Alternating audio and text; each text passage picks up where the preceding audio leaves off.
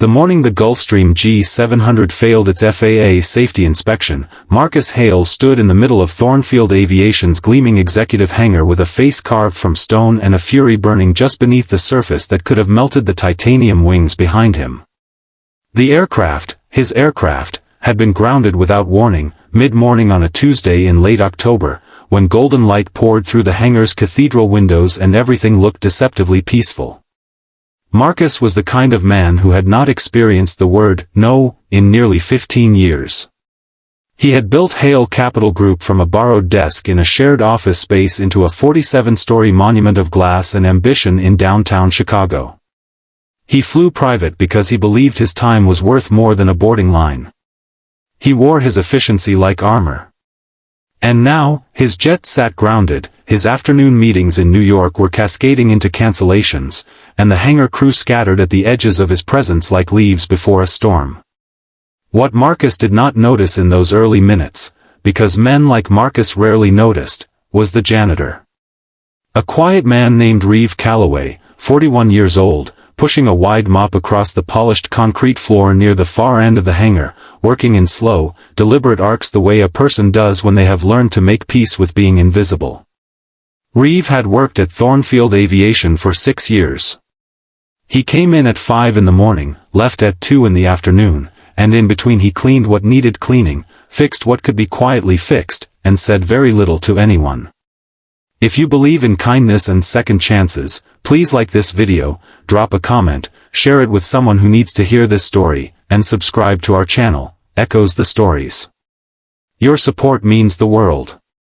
Marcus was on his third phone call, barking at his assistant in New York, demanding a charter be arranged within the hour, when his heel caught a thin trail of hydraulic fluid that had pooled unseen near the aircraft's rear landing gear.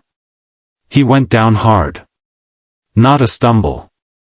A full fall, his phone skittering across the floor, his pride shattering far louder than anything physical. The hangar went silent in the way that spaces go silent when something irreversible has happened. The crew at the far end froze. The aviation inspector near the nose of the jet looked up slowly. And Reeve Calloway stopped mopping. In the seconds that followed, only one person moved toward Marcus Hale. Not the crew. Not the inspector. Reeve set down his mop handle against a support beam, walked across the hangar floor without hurrying, and crouched beside Marcus with the calm steadiness of someone who had learned long ago that panic helps no one. He asked simply and quietly if Marcus could move his ankle, and when Marcus winced and said it was probably nothing, Reeve told him gently but plainly that it was not nothing, that he had seen that kind of landing before, and that he should not stand until they knew what they were dealing with.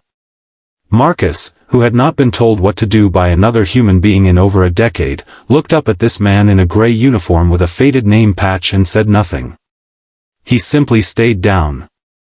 Reeve flagged the nearest crew member, asked for an ice pack and a first aid kit, and stayed crouched beside Marcus for the next 10 minutes while the hangar slowly returned to motion around them. He did not make conversation. He did not ask for anything. He just stayed. And something about that, the staying, the quiet, the complete absence of an agenda, cracked something open in Marcus that he had not felt crack in a very long time. When the ice pack arrived, Marcus finally spoke. He asked Reeve how long he had worked here. Reeve told him 6 years. Marcus asked why he had not moved to a different department, something better. Reeve was quiet for a moment, and then he said that the morning shift worked for him. That it let him be home by 2:30, which was when his daughter got off the school bus. Marcus looked at him then, really looked, and asked where her mother was. And Reeve, without bitterness or performance, said that she had passed away 3 years ago from an illness that moved faster than any of them had been prepared for. That it had been just the two of them since. That his daughter's name was Petra, that she was 9 years old and already better at math than he had ever been, and that every single decision he made, every shift he accepted, every dollar he saved, every morning he got up before the sun, was built around making sure she never once felt like she had been left behind by the world. Marcus sat on the cold hangar floor with ice on his ankle and felt something he could not immediately name. It was not pity. Pity is something people feel from a safe distance. This was something closer. Something that pressed against his chest and would not move. He thought about his own daughter, Simone, who was 11 and who had sent him 4 text messages in the past week that he had answered with a thumbs-up emoji and a promise to call later. He had not called later. He thought about the way his ex-wife had looked at him during their last conversation, not with anger anymore, just with a tired, quiet sadness that was somehow worse. He thought about the jet behind him, grounded for the first time, and how his first emotion upon learning that had been fury, not concern for safety, not curiosity, just fury at the interruption. He sat with all of that on the floor of a hangar in the middle of a Tuesday morning, and the weight of it was considerable. Over the following 2 weeks, something shifted in Marcus Hale that his board members noticed before he said a word about it. He started arriving to certain meetings by commercial flight. He called Simone back the same night she texted. He began walking the floors of his own building differently, not the executive floors, but the service corridors, the mailroom, the lobby at 6 in the morning when only the overnight cleaning staff was still finishing up. He learned that Reeve had applied 3 times for a supervisory position at Thornfield and had been passed over each time without explanation. He learned that Reeve's daughter Petra had a gift for numbers that her underfunded school had no real program to develop. He learned that Reeve had been quietly saving for 2 years to get Petra into a weekend STEM enrichment program that cost just enough to be permanently almost affordable. Marcus did not make a grand gesture. He was done with grand gestures. Instead, he made a phone call to the director of a private STEM foundation that Hale Capital had funded years ago and largely forgotten.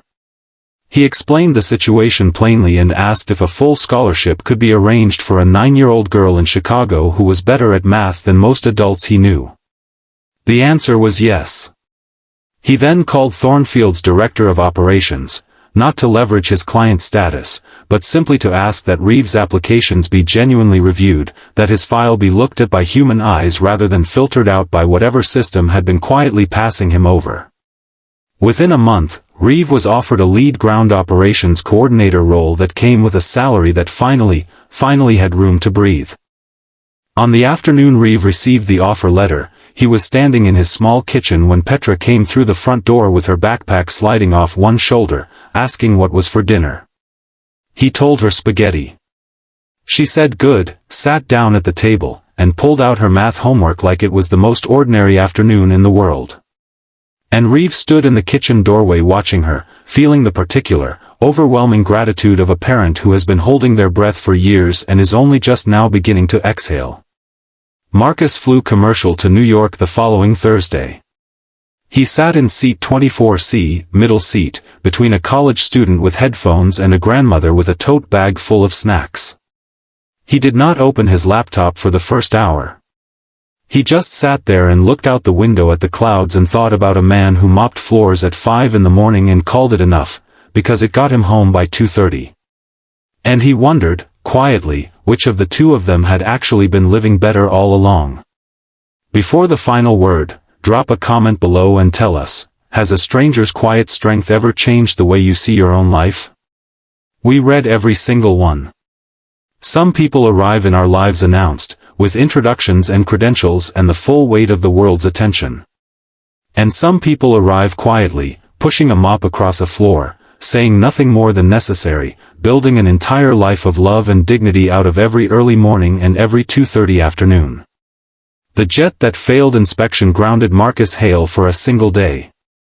What Reeve Calloway showed him, without meaning to, without even knowing it, grounded something far more important. It grounded him. If this story moved you, please give it a like, share it with someone who needs a reminder that quiet strength is still strength, and subscribe to Echoes the Stories, where every story is a heartbeat worth hearing.